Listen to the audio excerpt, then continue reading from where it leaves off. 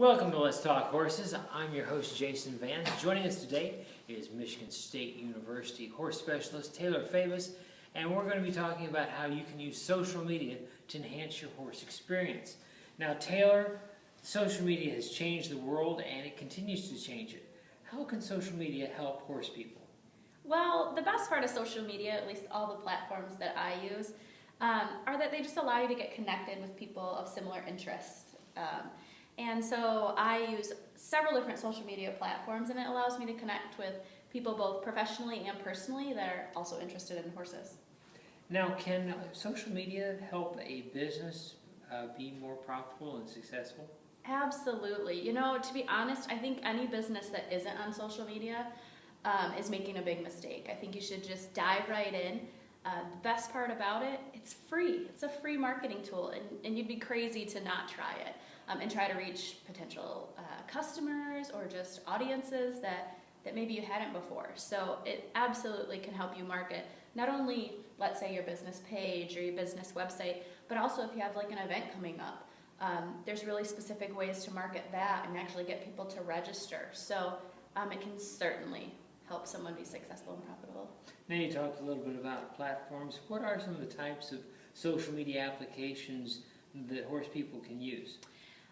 Well, there is a huge variety out there, and a lot of them you'll see have certain demographics of people, and especially as I get a bigger age gap between myself and my students, I find out what ones younger people are using versus, let's say, an older audience like my parents. But I personally use Facebook. That's the one that I live in the most and I find the most benefit from.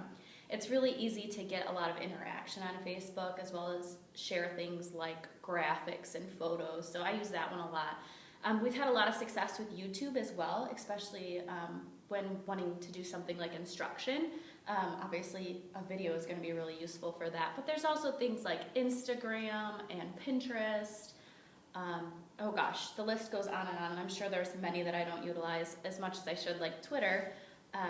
But those are some that we are involved in.